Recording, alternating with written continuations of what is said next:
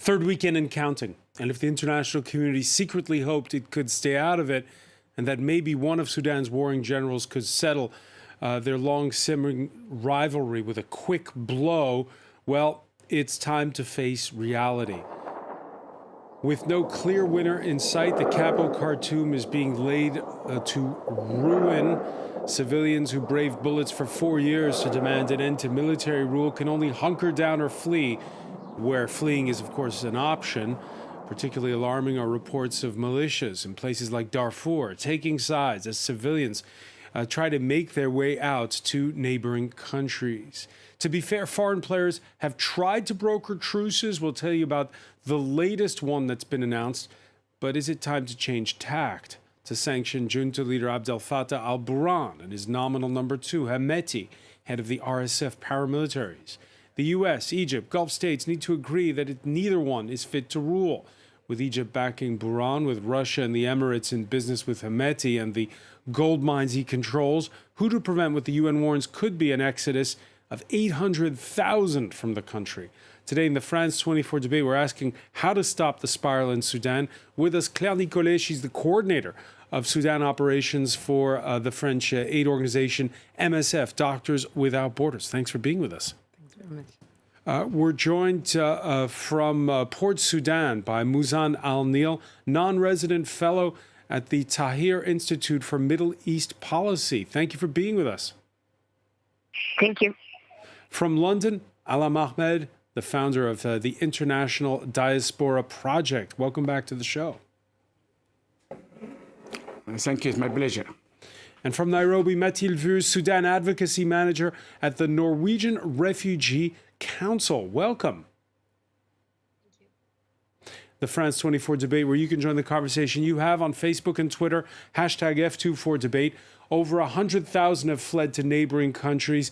3 times more have been displaced internally, so says the United Nations. Charlie James has more. An emergency Arab League meeting for the second time, with Sudan topping the agenda. Although nothing concrete came of the gathering, Sudanese authorities called on the Arab League's member states to condemn the Rapid Support Forces, the paramilitary force battling Sudan's military in Khartoum. Sudan is still suffering from the violations and attacks that have been committed by the rebel Rapid Support Forces militia on government facilities, military sites, in various residential neighborhoods, in government institutions, hospitals and schools, despite the existence of the truce proposed by the Saudi and American sides. Both Saudi Arabia and the US are leading efforts to find a diplomatic solution to the conflict. Sudan's 2 rival camps have already agreed to a ceasefire, overseen by both countries. But the UN says neither side is respecting the agreement. None of the ceasefires has been respected in total. They have all been respected partially and sometimes only in some locations and not in others. There is a slight glimmer of hope, though. On Monday, the UN said the 2 warring generals had agreed to send representatives to negotiate, potentially in Saudi Arabia. Let me begin with you, Muzan Al-Nil. First off, tell us what the situation is like where you are now in Port Sudan. Well, thank you. Yeah, in Port Sudan, many have been internally displaced from Khartoum and other cities where fighting is taking place between the Sudanese armed forces and the RSF. Both are, one private militia and one governmental militia in an absurd war in the capital and in other cities. We have thousands of Sudanese people who have been displaced to Port Sudan, a relatively small city that is barely able to provide for this number of people, many of them at the port, who started the makeshift camps, trying to leave Sudan, trying to figure out some way to get a visa, or even some of them are trying to relocate themselves to Port Sudan. The humanitarian situation in general is dire. We're getting a lot of help by mutual aid and by popular initiatives and from the resistance committees or those using the ways of the neighborhood resistance committees by providing to the people, bringing water, bringing food, even paying for some of the needs of the people who have been displaced. Of course, we are not seeing UNHCR or any other international organization doing that. I have just moved from Khartoum 2 days ago, and if I may tell you about the situation in Khartoum, it is horrible. It was already a horrible economic situation before the war started, for decades of poverty or impoverishment that people have been living under, and also the coup has added to that. And then when this war started, it basically took over the very little infrastructural services that we have in Sudan. People now not able to reach hospitals. Also in Khartoum, I left people dependent on nothing but mutual aid and popular support, with a lot of very good initiatives that are trying. Some of them have even restarted and reopened some of the hospitals that previous governments did not bother to spend on to open. We have a lot of neighborhoods creating networks to provide for each other. Also, since both of the fighting parties did not have no interest in people's best interest and already bombing water stations or disabling electricity stations, many houses do not have access to those kinds of services, but neighbors are trying to help each other with that. So what we are seeing is a horrible humanitarian situation on top of an already failing infrastructure that is only finding support and help by the popular initiatives of the Sudanese people and no one but that. Well, we've just had the connection has been patched in with Khartoum itself.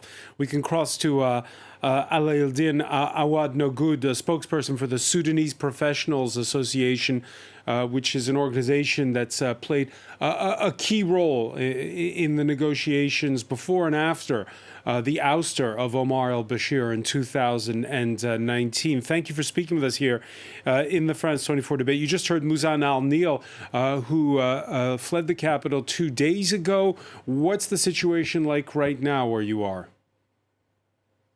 Okay, thank you for the interview, François, and thank you for having me in the debate in France 24. The situation is horrible, as your first guest who was in the phone said. Actually, today is the 18th day of the eruption of the violence and the war in the central capital of Sudan, in Khartoum, where nobody believed that the capital will be in a war. I think all the people in the past thinking about the war in the peripheries in Darfur and in the south of Sudan, but right now the war is in the capital. Today is the 18th day. It should be supposed to be a ceasefire, the second day of ceasefire, but there was no ceasefire since yesterday. There is a very huge air force strike by the Sudan Armed Forces. Yeah, we saw Alaeddin, we saw the smoke, the plumes of smoke coming from the area around the airport. Where are you in relation to that? I'm in Durman, the second city of Khartoum. You know, Khartoum capital is 3 cities: Durman, Khartoum, and Khartoum North or Bahri, and they are connected with the bridge over the River Nile. I'm in Durman. Durman, mainly the violence and the war is mainly the conflict areas are in the south of Durman, near a big military base that's called Al Muhandisin, or the engineering department of the army, and in the most north of Durman, that's where the airport that was used for evacuation of the foreign diplomatic delegates, that's called Wadi Sayyidna. This airport that worked for evacuation of the delegates for the previous week, like of 7 days or more. This area was on attack like 2 days ago, where and in the beginning of the eruption of this war, because there is 2 bases, one base for the Rapid Support Forces, a big camp, and another one for the military bases of the Sudan Army. And actually, it's a big military area for Sudan Army, including the military college, the military press, the military signal academy, and so.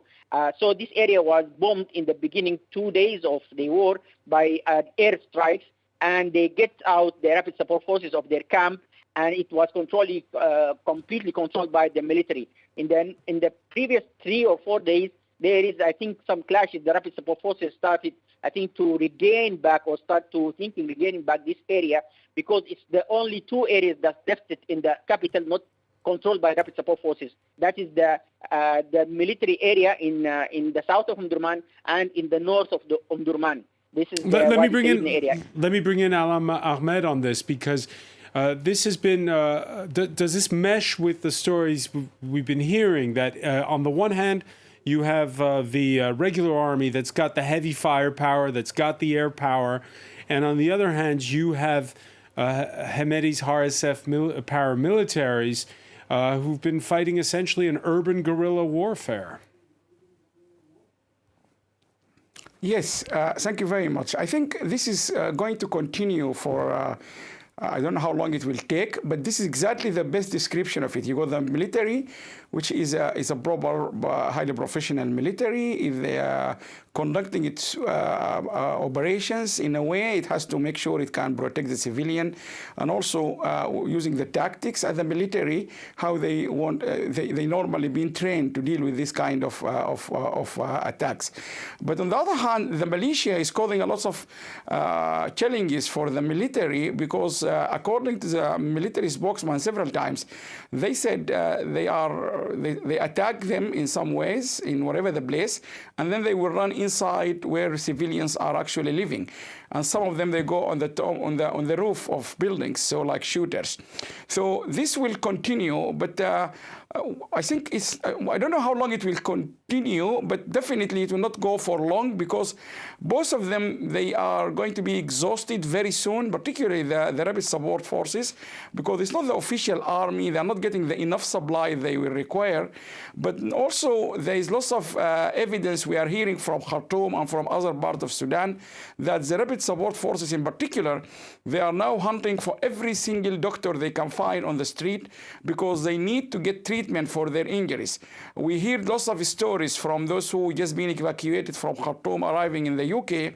One doctor is telling that he was very, very worried to be kidnapped by the rapid support forces because if they know that he's or they knew he's a doctor, they will either kidnap him or they might he will disappear. So these are all signs that the rapid support forces, they will soon become very fatigued compared to the army.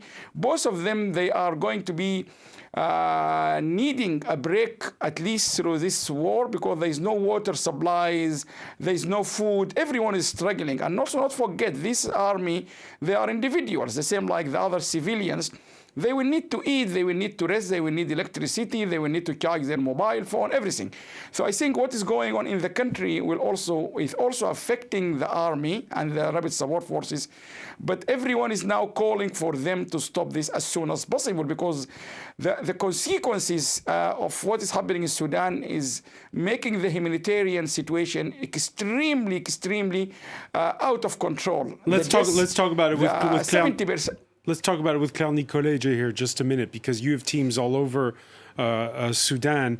First off, we heard this prediction that we just heard from Alam that the intense fighting like this couldn't continue after week 1. We're now into week 4. It is continuing. As far as doctors and medical teams, how are they coping? So that's a very difficult situation. We speak about Khartoum, we speak about Darfur as well, of course. So the first problem is that people are being trapped. So they cannot move inside the cities, meaning that they cannot go to the hospitals. We heard about hospitals being looted. We heard about hospitals not functioning anymore. That's very true. But it's also the case that wounded cannot go to the hospital to search for healthcare. So this is the situation in Khartoum. This is the situation in Al-Fashir, where we are still team. This is the situation in Janina, where none of the hospitals are still working, and they cannot evacuate even the wounded to Chad. So this we can also discuss a bit about that because it's very... Yeah, I want to ask you about Darfur in a moment, but first off, getting you heard the concern there expressed by Allam Ahmed. How do you get humanitarian aid in? Last Thursday, when we discussed Sudan on this panel, we had a guest from Port Sudan saying these ships that are coming in to pick up refugees, why aren't they laden with supplies, with medicine? Yeah, so this is the request we are doing at the moment to authorities, Sudanese authorities, to make enter cargo, medical supply, but also teams, because we need really reinforcement of our teams, all the humanitarian actors and health actors in particular, because, of course, this situation, lots of people fled. from Khartoum, for instance. And as we mentioned before, most of the places now they are not functioning anymore. No supply, no fuel, no water. It's mentioned by the other guest as well. So now we are really in this situation. We need to make enter-supply. We need reinforcement. We need to have a humanitarian response now. So this is really one of the main problems we have now, to be able to really respond to all the needs, the wounded patients all over the place in Khartoum, in Darfur. So this is really the situation. We really need some flights, some planes, some boats as well to arrive and to be able to deliver all this to the population. And before I turn to Mathilde Vu, just a quick question, very briefly. Muzan Al-Nil, we had a guest, like I said, from Port Sudan last week. Her concern, coming from Khartoum like you did 2 days ago, was seeing militiamen along the road and sort of evidence that the fighting that had begun in the capital was beginning to fan out. Did you, once you got out of Khartoum and were on the road, how were things between there and where you are now?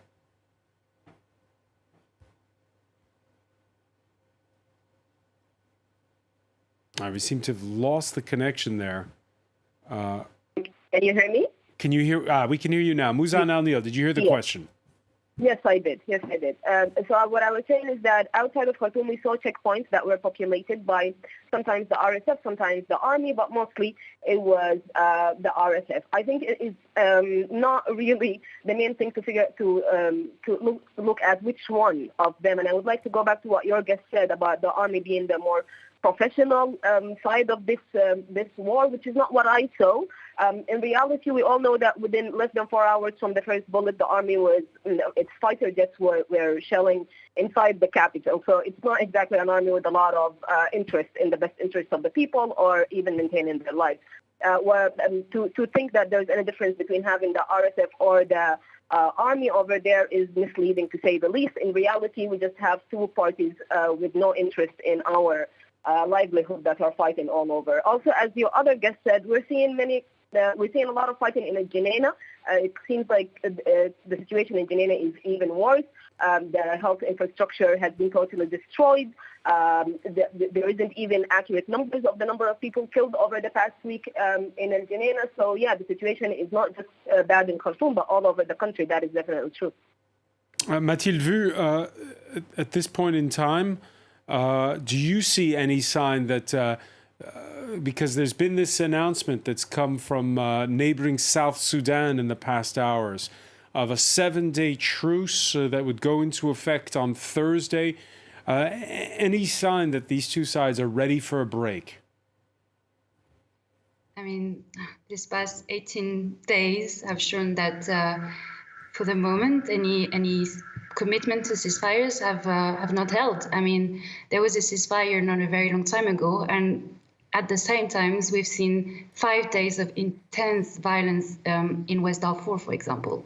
I'm talking about armed group fighting in the middle of the city, destroying houses, destroying displacement camps where people were living under tents, saw their house being burned down, and they had to flee. And I'm talking about people who've been attacked 2, 3 times, maybe 4 times over the past 3 years, and now they have nowhere to flee. So this whole question of ceasefire, I mean, for us at the Norwegian Refugee Council, we think that the foreign policy has been very much focused on ceasefires, but it's time for the diplomacy to also look at humanitarian diplomacy, like talking about mitigation to avoid civilian harm, and also the respect of humanitarian assistance and the respect of humanitarian worker inside the country. This needs to happen regardless of ceasefire. So to answer Claire Nicolet's request, which is to be able to get her teams in, to get supplies in, how do you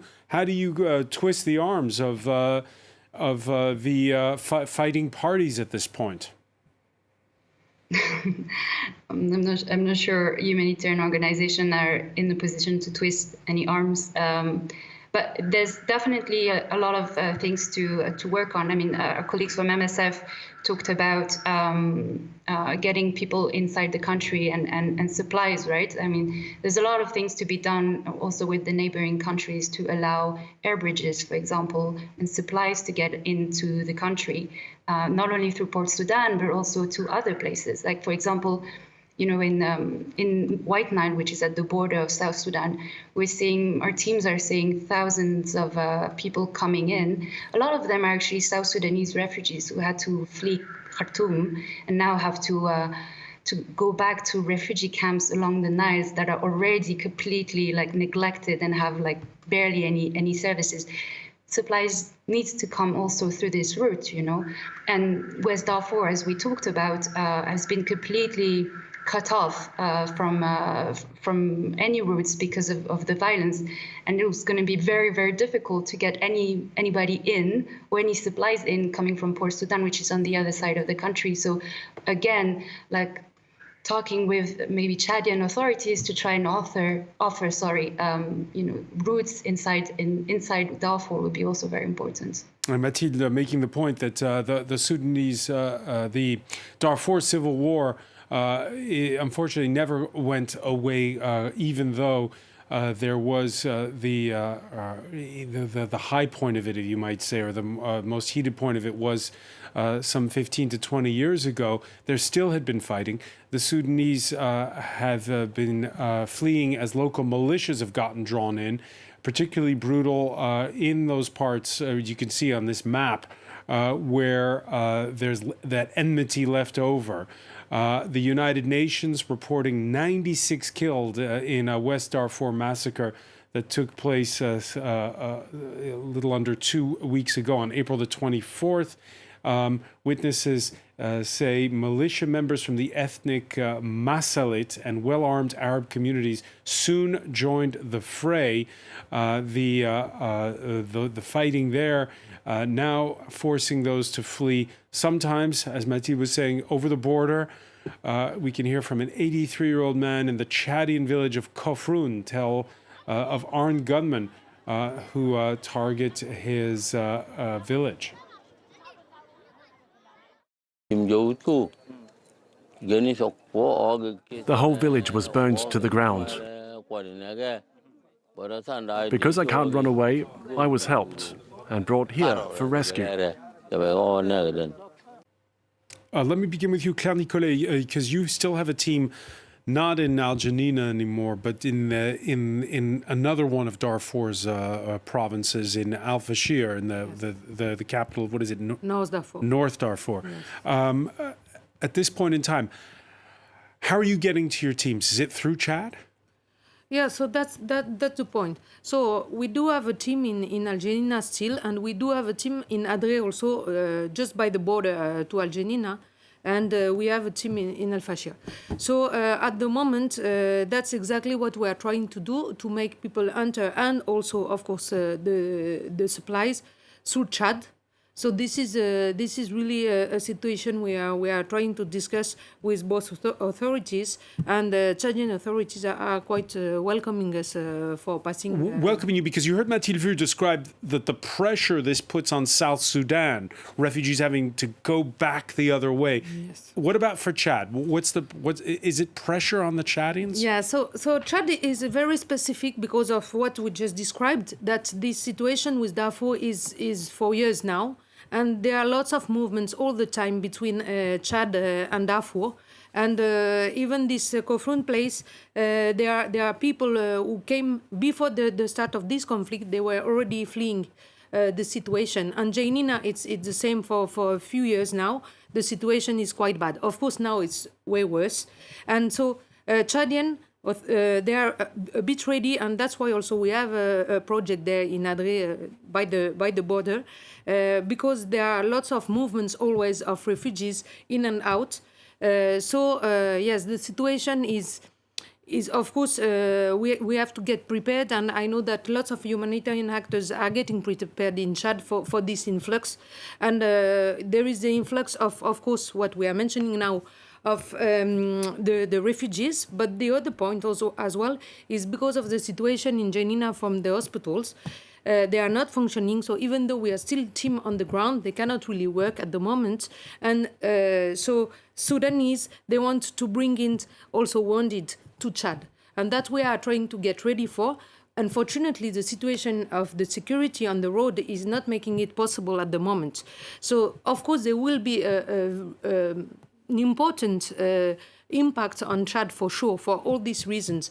But wounded, refugees as well. So this is what we are, as humanitarian also, getting prepared to.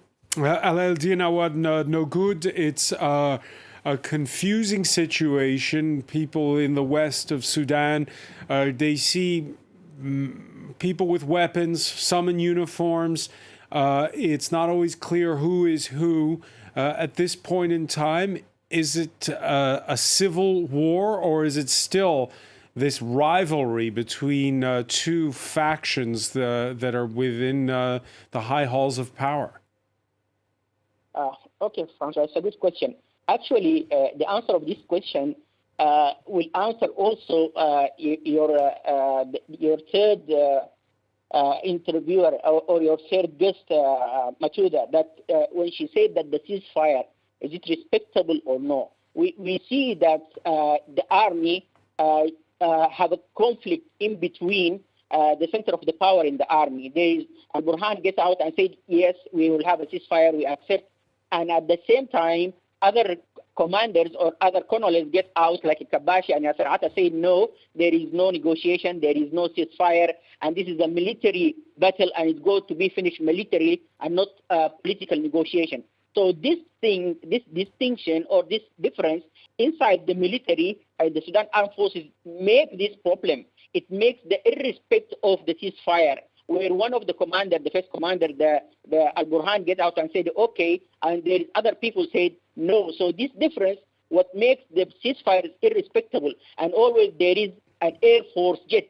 So the issue is coming from the causation of the problem and the causation of the war. That is the Muslim Brotherhood inside the army. Throughout the al-Bashir regime in 30 years, there's a much Muslim Brotherhood officers and a big colonels with a larger rank and higher rank who are dictating the army work. Right now, what we are facing that the army is splitting. There is Al-Burhan on one side, or one voice that said, okay, let's sit for negotiation, and other voice said, no, we are going to finish this by a military work, and it's a military battle, and these rapid support forces are rebels. We heard these rebels all over Sudan time since independence. We heard in Jongarang in the south, we heard in the West Darfur, and neither of them finished militarily. At the end, it finished with negotiation. So if people can just get out these people who are like improving or calling for a military cessation and military finishing of this battle, then we can sit for a negotiation and we can get a respectable ceasefire and we can get to peace.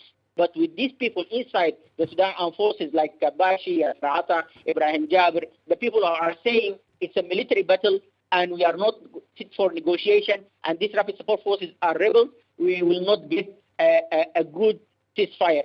According to West Al-Jenaina or Darfur, Al-Jenaina or West Darfur have a huge connection between it and Chad. There is much of tribes going in between. Yes, there is some civilian issues in between, and even it was there in the transitional time, in Hamdok time. Me personally, I one of the doctors or surgeons who traveled there during the clashes. But this time, the military, there is the same people, the same group in the military who are pushing for no ceasefire and for more escalating the situation, are having contribution to that problem that happened there, and they leave the stores of the weapon in the headquarters of army in Al-Jenaina and in the police centers open, and then the people get armed, and they start this civil issue. So this is the main problem. If we reach this cause and this main problem, then we can solve the issue and we can have a good ceasefire and negotiation. Allam Ahmed, you agree that right now it's unclear as to who's got the upper hand, and that the Islamists who laid low during most of the last 4 years could play a deciding role? There's two things which are facts. I mean, no one can dispute them. When we had the revolution and General Burhan took his position as the president of the Supreme Council and so on, everyone knew that, and it's fact. Those people who are leading the army now, Al-Burhan, Al-Ata, Kabbashi, those are the team of the former Omar al-Bashir. No dispute about that. This is his team. Even just before coupling of Omar al-Bashir, these are his men. These are his assistant, his right hand and left hand. So everyone is still not happy. Many people actually in the political parties, they talked about this since the revolution. That those people are the same, you're just having the different name, but it's the same people. They are the al-Bashir team, not only supporters, they are his team. So that's number one fact. Number two fact, during these last 18 days, there's no question. It's very clear. We follow this from the social media, from TV interviews, from everywhere. Twitter accounts, from every network of Sudanese in and outside Sudan. Those Brotherhood supporters or members, they are fully supporting the army.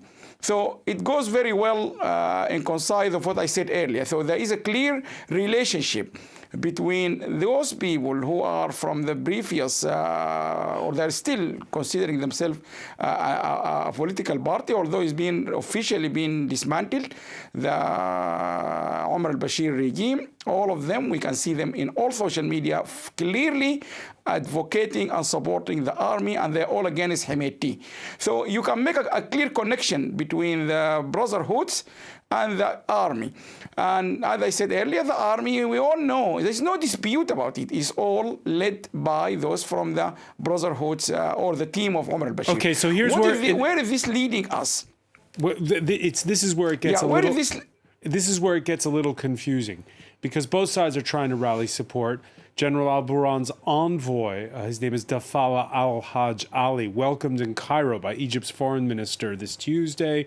On Saturday, he was in Riyadh, where he was also granted an audience by the foreign minister. The junta, which is urging the Arab League to publicly condemn Hemeti. And we had the Egyptian president, Abdel Fattah al-Sisi, giving an interview to Japanese newspaper Asahi Shinbun. But Sisi warned, "We will not interfere in the domestic politics of other nations because we do not want to further complicate the situation," he said in that interview.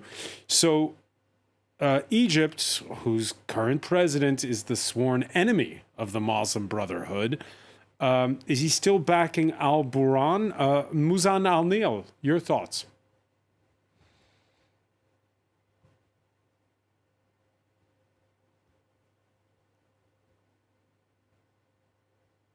Muzan al-Nil, can you hear us? We seem to have lost the connection there with Port Sudan. Apologies for that. Mathilde Vu, when you look at who's backing who, and this is an important question because we're wondering if both sides can run out of steam or whether or not they have foreign backers that can supply their war efforts. How do you see it right now? What you just described is a very, very complex conflict. And honestly, what our teams are seeing on the ground are just the people who are suffering. And, regardless of who's backing who, right now we're just seeing indiscriminate violence in the middle of cities, no respect for civilian lives, no respect for hospitals, schools, no respect for people who are fleeing. Trying to flee and save their lives in, across the country. So regardless of, the different, let's say, global politicking, what humanitarian organization is asking for is basic respect for international humanitarian law, protection of civilians, and for this to be done immediately. Is there, I'll put the question to you, Alaeddin Awad No Good. Who's got the most clout right now in the international community to get the fighting to stop? Okay, Francois, it's a good question. But what your last guest said, this is the humanitarian issue. That's not interested in who's supporting who. But actually, if you know it very well, it can solve the humanitarian issue, because the Muslim Brotherhood or the Islamists have no respect for any humanitarian issues. They have no respect for hospitals. They can bomb the hospital. Me, myself, the hospital I work in was bombed 3 times the war, and the fourth bomb was in the nurse hostel, and it gets on fire. We have a 19 hospital that's bombed by airstrike. So who's taking the airstrike is the Sudan armed forces, and who's controlling is the Islamists.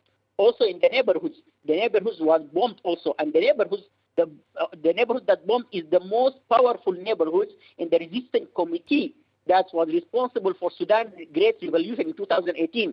So it seems that Islamists is punishing the Sudanese nation in having the revolution. Yeah, but where we have trouble, excuse me for interrupting, Aladdin, where we have trouble following is if General al-Burhan, who went to military academy with Egypt's president, if the two of them are allies, how can it be, since Abdel Fattah al-Sisi is the sworn enemy of the Muslim Brotherhood?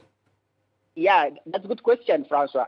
To answer this question, you have to look for the Egypt role, the role of Egypt throughout the revolution. Egypt was not happy with the democratic transition. When Hamdok went to Egypt and said that we have a historic problem with Egypt and we have to sit down and solve it, then the Egyptian president was unhappy. And the Burhan, before the 25th October coup to 2021, 48 hours he was in Egypt, and Egypt supported the al-Burhan coup on Hamdok transitional government in 25th October 2021. But the coup failed. And then we have this framework agreement and the political process. And also Egypt was not happy with this political process by evidence. Number one, not even the Egyptian ambassador in Khartoum attended the signature of the framework agreement, but he attended what's called the Democratic Coalition Party formation, which is the party that's against the framework agreement and against the political process. And the Egyptian also bring all the political parties that's in the democratic coalition, that's called the other FFC, the Force of Freedom and Change in Egypt, and get out with a declaration that the soldiers or the militants should continue in power, sharing with the civilians.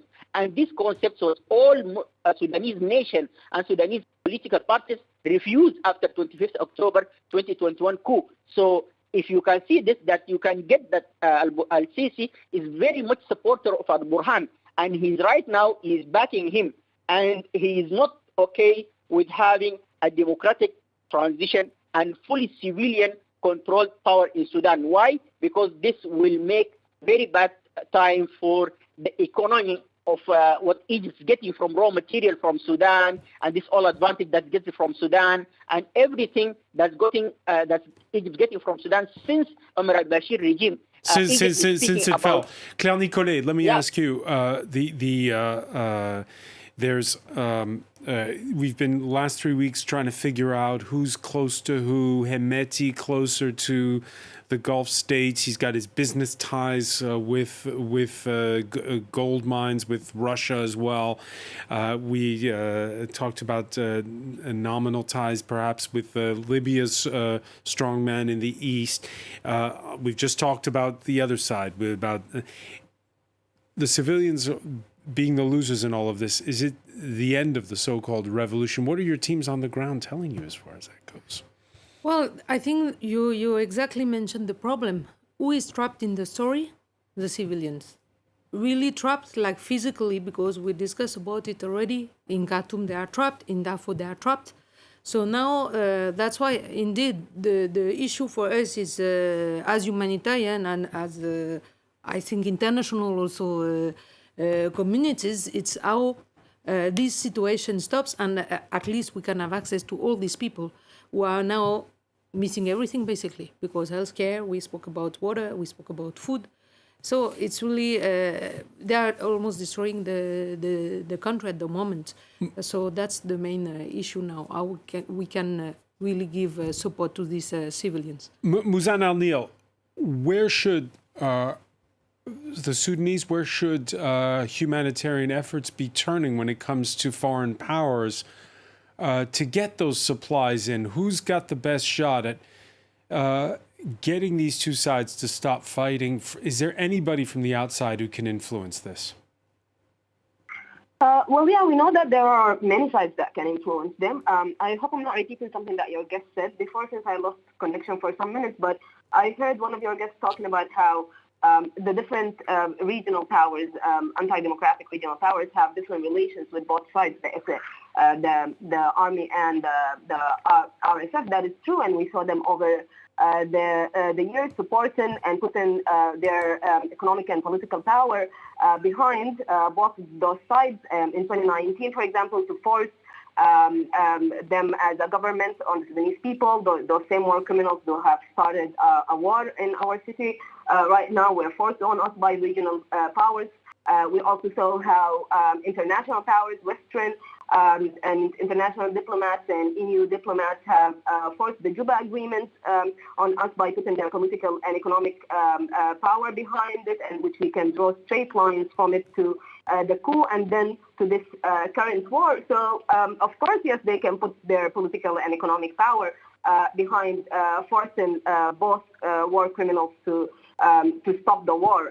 We know that it's not in their interest. We saw them over the years put the stability of the status quo over a democratic governance and civilian governance in Sudan. But we hope that they understand that maybe stability is in the interest of everybody, and maybe even if the cost is that Sudanese people will get to rule themselves and get a civilian government, which is a right that every person has, maybe that is not so bad that they keep supporting war criminals. So, of course, yes, they can do this.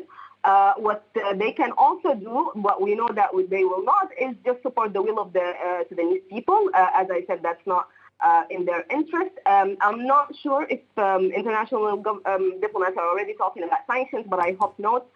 Sanctions have not been effective in any way, and I do not think even if they put sanctions on, for example, the RSF, they will be putting sanctions on the UAE that is buying gold from the RSF. So sanctions have always been a decorative lie that never really done anything. We've been under the government of Bashir that was under sanctions for 20 years that did not bring it down. It was us in the streets that brought it down. So all the international community better do is, first of all, maybe find a way to evaluate their previous failures that made us reach this situation. It was all because of the choices they supported, and because of them, they kept saying that Sudanese people are not realistic to ask to govern themselves, and they should just accept those war criminals. This needs to be evaluated. Those diplomats need to be put on trial, whether literally or figuratively, but it's enough.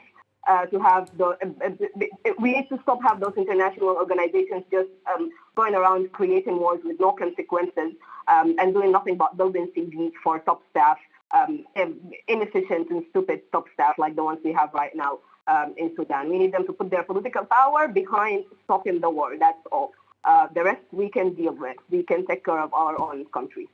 And take care of our own country. We'll have to leave it there, unfortunately, because there's so much more to ask about. I want to thank you, Muzan Al-Nin, for joining us from Port Sudan. I want to thank Ali Eldin Awad No Good for being with us from the capital, Khartoum, Allam Ahmed in London, Mathilde Vu in Nairobi. Claire Nicolet, thank you for being with us here in the France 24 debate.